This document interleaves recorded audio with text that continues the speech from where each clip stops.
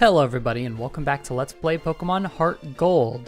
In the last episode, we completed the Battle Hall, and today we're going to be taking on the Battle Arcade. However, before we do that, we have a little bit of housework to do.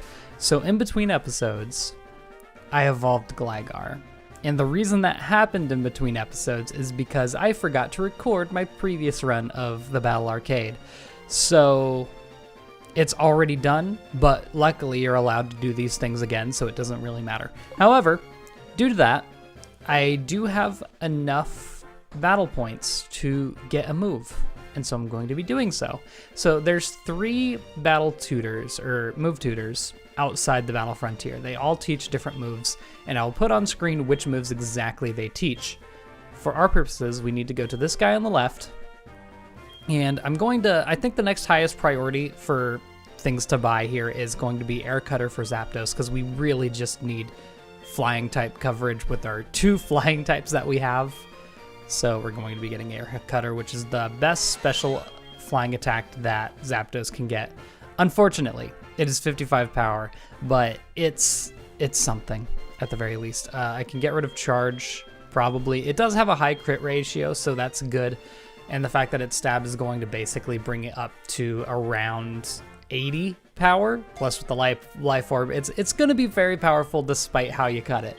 So it'll be good no matter what.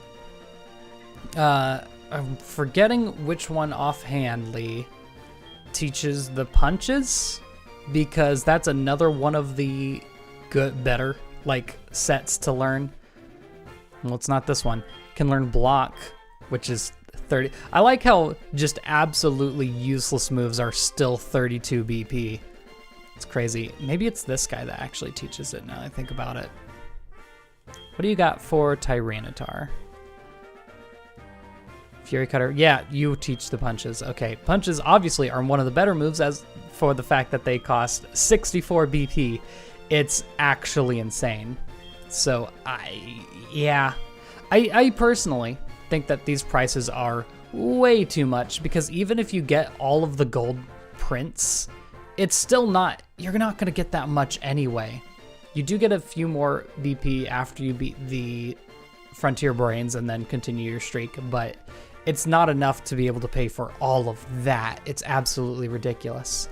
And even if you do go for the gold prints, it only gives you 20 BP compared to the 20 BP that you still get from the silver prints. Anyway, here you are at the Battle Arcade. And the reason we're doing the Battle Arcade next is because it is the next easiest. And honestly, there's not really much for me to show you from the stream because it was very uneventful. But I'll at least explain how this works. So there's going to be a roulette that plays before every single battle. There's several different effects on this roulette, such as giving a certain team an item, giving a team a status effect, affecting the weather, or even increasing or lowering the speed of the roulette itself for the next round. So most of that is going to be just coming down to skill, because it stops right on where you press. You don't need to time your press or anything, just exactly where you want it to be, press the button. And it's that easy. So I'd say this is probably one of the more skill-based areas, despite the fact that it is, tailored to being luck, being called the arcade. Also, hey, Professor Elms calling finally. Hello, Rob. Discovered an odd thing. Apparently there's something called Pokerus that infects Pokemon. Yes, it's like a virus, so it's called Pokerus. It multiplies fast and infects other Pokemon too, but that's all. It doesn't seem to do anything, and it goes away over time. That's weird. They don't give you what it does? Okay. Huh. They don't actually explain what it does. He's just like, oh, it does nothing. Wow. That's weird. Anyway, I do want to show off the Pokemon that we're going to be using since it's the full team. We have the Tyranitar, no changes from last time, so it's still the way it is. Gliscor, I want you to look at that defense stat, 157 compared to Tyranitar's 127, in addition to having a little bit less HP, but still, it exists. It's a bit faster as well, not as fast as Zapdos, but still good. The same moveset for Gliscor, and Zapdos is going to be a bit more useful now that it has Air Cutter, so we ought to be able to pull off some fun things with that. Alright, so this is going to be our first time using the full team. I'm going to be leading with Tyranitar. Due to the fact that it has Sandstream, it's going to be canceling out any weather effects that we get on the board, which is a good thing, to be honest, because you don't want to come across the water type when you have rain on, because that'll probably that would one-shot most Pokemon on my team if I were to get surfed on twice. So yeah, it's a good thing that we have the Sandstream in the team. The way that all of these other facilities are going to work that aren't the Battle Hall is you're going to have 7 battles in a row as opposed to 10 in the Battle Hall. So that's how all of them works. I've already gone through 2 times, so I currently have a streak of 14. You need to get to 21 to battle the silver print. And then I believe it's 70 something for the gold one. I didn't really research that too much because it's not that important. For these third streaks, you're going to be going against almost all Group 2 Pokemon. Okay. Well, I'll give myself a berry then. Nope, I paralyzed myself. All skill, like I said. Yeah, they don't... It's just bad on my part. Hey, sup. Yo, sup. I should warn you, I'm right fast, trainer. Hold on to your hat. Well, that's unfortunate. I don't see this taking nearly as long as the Battle Hall, despite these being full battles, because it is just 7 as opposed to 10. Well, it didn't paralyze my whole team, at least. That's right, because Gliscor is a ground type, so it wouldn't be able to be paralyzed, so that's good. Unfortunately, I am going to be slower than everything. I don't think it's going to matter because I don't think anything can really do much to me, which is unfortunate. Again, with most of these places, the silver print is laughably easy until you get to the frontier brain, and then the gold print is ridiculously hard. It's a really bad combo. Stone Edge should be super effective, right? Grass doesn't resist rock, if I remember right. And Wormadam is a grass bug type Pokemon. Gen 4. I feel like I should explain any Gen 4 Pokemon just in case you haven't seen them, because we definitely haven't seen them before in this Let's Play, because Gen 4 Pokemon just don't appear. This is not good. Please hit. Oh, you love to see it. See, that's that luck coming through for you. Yeah, I'm done. Unless, no. I was hoping Bug Bite would do a little bit less damage, but no, since it's a physical attack, it's going to do a lot more damage since Tyranitar's special attack, or special defense, is super high. Cool. Well, also, Zapdos getting paralyzed? It's an electric type. Come on. I'm thinking Gliscor would resist Bug, but not Grass. I'm going to have to go with Zapdos because it resists both of its stabs, and I can just hope to get one Air Slash off and knock it out, or Air Cutter rather, if I ever get the chance. Jeez. Well, I got through on that turn. Watch me not get through on this next one. Uh-oh. Razor Leaf, yeah, it shouldn't do much. Again, I built this Zapdos bulky, and this is one of the reasons. Oh my lord, dude. This is not good. I was half expecting it to just use Protect every other turn. There we go. Good lord.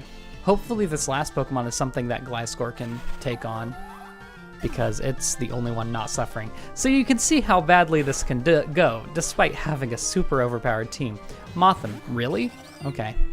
Well, Discharge would be the better choice here. Motham's a bug flying type. It's the alternate evolution of Burmy that isn't Wormadam, so that's funny that they have both of those on the same team. Again, a Gen 4 Pokemon. Can I please just once? That was a crit! Okay, well, this sucks. So the T here is, this thing isn't going to be able to touch Gliscor. Gliscor can't do much to it either. I just have to use Feint Attack.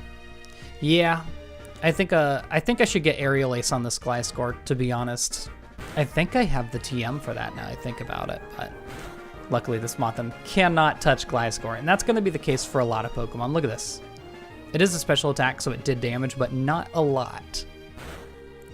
Yeah, the only thing that's going to be really able to take down Gliscor is Ice-type attacks, special Ice-type attacks specifically. It can still take on, like, physical Ice-type attackers pretty well, especially if I use Roost.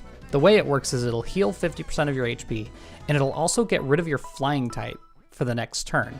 So I'll only be normally weak to Ice and not double weak. So that's an advantage I can use a lot. Hitmonchan, that sucks. Seviper and Mantine. Well, that Hitmonchan's gonna be rough. I'm gonna increase my own level, hopefully. That's fine. Although I don't think it really matters much. I think I'm gonna instantly swap out to Zapdos to deal with that Hitmonchan.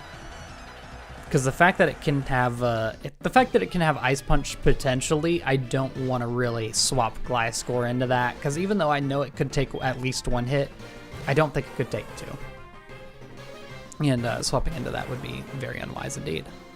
I also think it probably outspeeds my Tyranitar, and it's going to use Mach Punch or something, so I'm going to go ahead and swap out. Hitmonchans tend to have Mach Punch in the Battle Frontier. Or it could just use Bullet Punch, which would have been super effective, but not as much. Huh, guess I didn't need to swap out. Yeah, like I said, having Flying type stab is just going to be really good. Due to our really bad weakness to fighting types, it's going to be knocked out anyway. Oh, you love to see that special attack. And it's knocked out. Sandstorm actually does quite a bit of chip damage, a lot more than you'd expect. Out comes the Seviper. I'm not going to bother swapping out. I'm just going to keep hitting it with Discharge, and it should go down fairly quickly. Okay, wow. Yeah, again, that Sandstorm just giving us more turns. I dislike seeing the fact that it didn't get knocked out. Just get hit with Return. So I believe the way that Sandstorm works is it'll hit the faster Pokemon first and then the slower Pokemon. So you can't actually have an advantage by being slow, which Tyranitar does have, but it doesn't matter because it doesn't take damage from it anyway. Goodbye. You are the weakest link. You really did try. Has Mantine never had any, like... Huh. The bottom of it is so barren. I feel like you don't see that a lot in the 3D games because you always see the top half of Mantine in those. Weird. I didn't know it didn't have any like tiny fins on the bottom. It's like that Berenstein thing. Game number 3, let's keep going. I love the colors of my team on the left there, by the way. It's just so colorful. Another Seviper, Magmar, and then Gorbis. Okay. Gorbis is a Gen 3 water type Pokemon. I'm just gonna... Paralyzation is probably the worst thing yet you can inflict on someone, so... The fact that it gives you a 50% chance to attack and it lowers your speed to 30%, which I always thought it was 50%. Maybe it was at one point. In fact, it could have been in this game and I wouldn't know it, but... It's 30% apparently, as opposed to burning, which brings you down to half attack stat. Yeah, the Seviper's gone. See ya! Yeah, Stone Edge Earthquake covers almost everything. You really do gotta love it. This is really the first full, like, showing of our power. Because the Battle Hall obviously wasn't much. Obviously they're going to Gorbis. I think I can take a few Water-type moves, to be honest, because I do have that special defense increase from the Sandstorm, so I'll take it. And there goes the Sandstorm. That's fine, to be honest. It's still not going to outspeed me. And the Sandstorm's not going to matter that much anyway. Sweet. You do hate to see it. And there's Magmar. Again, take it down with the Earthquake. I'm not even going to risk the Stone Edge because I don't think I have to. Magmar's physical defense is pretty pitiful compared to its special defense, so easy. A lot of these are just going to be Tyranitar sweeping a lot. We will get some interesting things like that first battle if I, paralyze my whole team. But hey, whatever. Also, you are healed between every single match in this place. It's not always the case, so don't always assume that you're getting healed. Make sure that they say you're getting healed, and you can rest for that facility. I believe it's only the Battle Castle that doesn't heal you, though. Poison, HP minus. I'm gonna lower. I don't know. I wish I had an opportunity to increase my own HP. Or increase my own level. It increases by 3 levels. It's not a ton, so you hardly really notice it. I'd always go for the statuses if you have the opportunity. Or if, when I was little, I hated cycling. Couldn't get the hang of it. If you do have a Pokemon that would benefit from a certain weather like rain, I doubt you have anything that benefits from hail that much, but if rain would help you that much, then take it, I guess. Maybe you have a Pokemon with Swift Swim that just becomes an absolute killer. The Stone Edge, gonna take that chance. because I think this Dragonair would probably take a crunch. Don't know that for sure, but hey. It pays to be careful. Out comes a War Turtle. Again, I think it would be able to take a crunch. Getting lucky with the Stone Edges at least. Makes up for all those paralyzations that I didn't get through, to be honest. And third Pokemon, Kadabra, easily going down to a crunch. Oh, if only I used Stone Edge, huh? You really thought. You thought you did something there. It actually outsped us too, but if it did have Focus Blast... Actually, I don't even think it would knock me out. Well, you know what? No, I think it would. Despite me having a huge special defense, it probably could still do something. To be fair. I never checked what... Oh, I never got berries. I was going to say, I never checked what berries I got, but it didn't even tell me. Now, Metang can be kind of scary. It still has a pretty decent attack stat. So it should be able to, like, two-shot Tyranitar, I think. Wow. There's no... What's that tornado? Would that give someone a tailwind? Hold on, I actually want to know this. Oh, it's a sandstorm. Okay, well, it doesn't matter. Man, you really couldn't tell because it didn't have the color. In the next few minutes, you'll learn True Terror at my hands. I was thinking it was going to give someone a tailwind, but yeah, that is... Tailwind's in this game. Basically what it does is it gives it's almost like a weather, but it just increases the speed of your side of the team. So, it's good for double battles, not for single battles. See you, Luxio. I'm starting to think that maybe the Group 2 Pokemon is not like a huge... It doesn't have a lot to pull from, because we've already seen 2 Luxios. We've already seen 2 Sevipers. I know that there's a lot more to pull from, they just don't. I don't even think I'm going to be able to knock out this Metang with... Oh, okay, that's going to hurt. Well, not that much. I don't even think I'm going to be able to knock it out with an Earthquake. Again, God, I really do think Steel should have never resisted the Dark type. Because why would it? You know? I really like that nerf that they gave it in Gen 6. Dark just needed a little bit more power, I guess. Because it's only good against Psychic and Ghost? That sounds right. Yeah. So give it a little bit more strength. Does Rock resist Dark? I don't remember. Lunatone has Levitate, so I can't hit it with Earthquake anyway. Rock does not resist Dark. Okay, that's one of those things that I never even, like, try. So, I never remember, but hey, we take those. Good, specifically, there's not a lot of Rock Psychic types. It would only be Solrock and Lunatone, I think. I'm thinking about it. Might be some in the newer generations, but I can't think of them if there are. Game number 6, continue. Minior's Flying Rock. I keep thinking it's Psychic because it's, you know, it's a meteor. Xatu, Purugly, and Jumpluff. Huh. Funny that Jumpluff's in Group 2 because Skiploom is also in Group 2. Oh, you're getting paralyzed immediately. Hold on, I can increase my level. Yeah, that's a hard one to time because it's at the beginning. Just to show it off. The match will commence with Rob's Pokemon leveled up. Let the battle commence.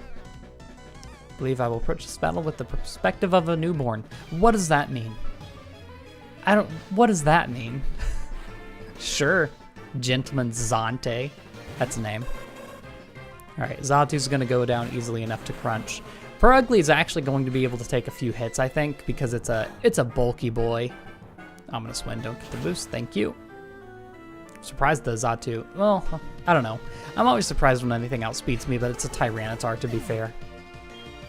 What can I do? Jumpluff. I'd be surprised if it could take a crunch. And it's faster. Oh yeah, Jumpluff's known for its speed. This makes sense. Oh, actually hitting my Tyranitar. This is new. Knocked out. Well, it was a crit. I'm not sure if that would have knocked out. It's a fully evolved Pokemon, which you don't see a lot, I say, as we go against a team with a fully evolved. Yeah, I'm going to go with the Stone Edge here. Okay. Actually, now I think about it. Now that I think about it, I think I'm going to be two-shotting it anyway. Oh, it's faster than me. I should go for a payback. Doesn't seem like it has much against me. No, went down anyway. Okay, cool. I think I always just perceive Purugly as being super tanky because at the beginning of the Generation 4 games, it's like one of the first fully evolved Pokemon you go against, and it's just so powerful for that point in the game. Like, it's only after, I want to say, I think it's the second? Anyway, in recognition of your outstanding skill, our Frontier Brain is demanding a match with you. So your next match is going to be against the Arcade Star. No ifs or buts. But we do get ands, apparently. Sweet.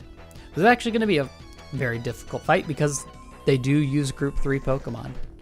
So keep this in mind. Also, this is definitely one of my favorite character designs. I love it so much. Probably in the whole series now I think about it. No need to worry. Let chance do what it does. Like surprises from the game board, life goes through twists and turns. No need to worry, things will go as they will. But enough of that. I know one thing for certain. You have arrived here not merely because you were lucky.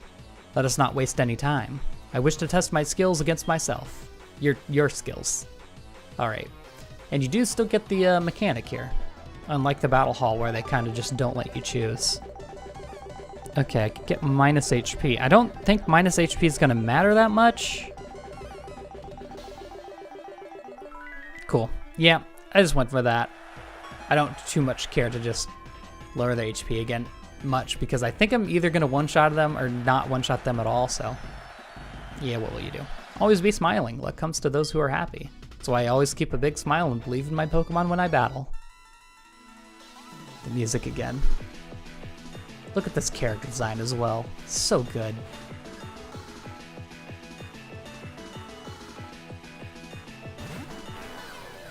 Alright, Dusknoir here is a ghost type, fully evolved. It's a chunky boy. I think we still outspeed it? Yeah, it's a good choice not using punishment. Don't know if this is gonna one-shot, to be honest. Nope, just barely not. I don't think, oh. The Trick Room. Man, okay. I suppose that's fine.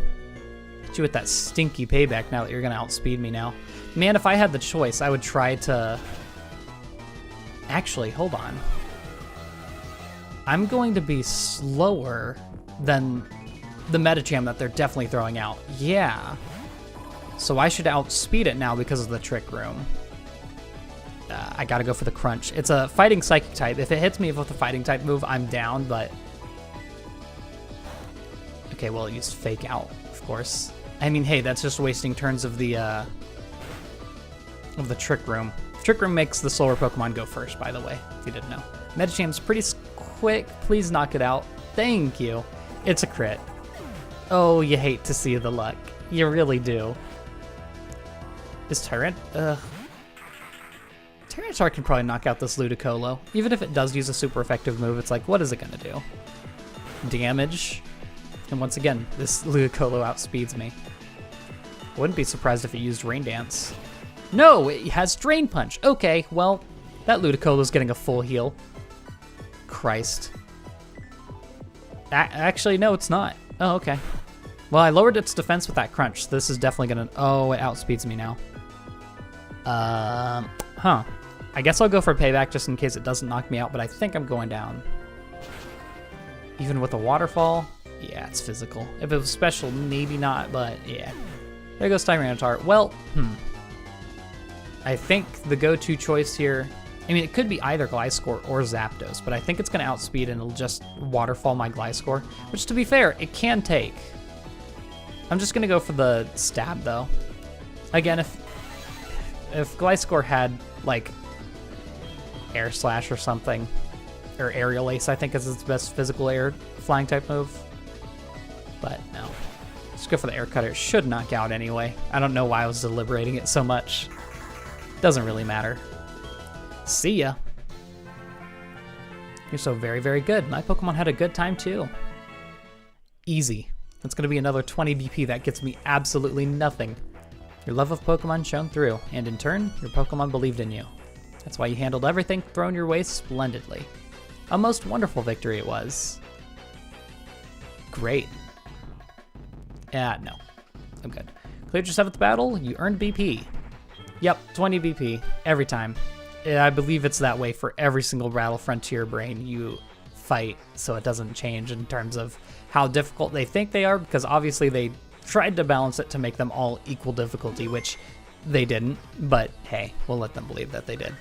And no, I didn't get the print because once again, this is the second time I'm doing it, but I do want to show off the print, which should be not in my Pokemon, it'll be in my bag, just because I didn't show this off in the end of the last episode. Go to the Versus Recorder, which is always a weird screen to look at because I never use it. And go to the Frontier Record, and you can see we have 2 prints up there and 22 battle points, which buys you absolutely nothing here, but hey, you get it, I guess. I mean, it can be used to buy, I don't know, I think like proteins and all that are pretty cheap, but yeah, whatever. Anyway, that was the Battle Arcade. Next episode we'll be taking on the 3rd facility, whatever it may be. See you all then, and goodbye.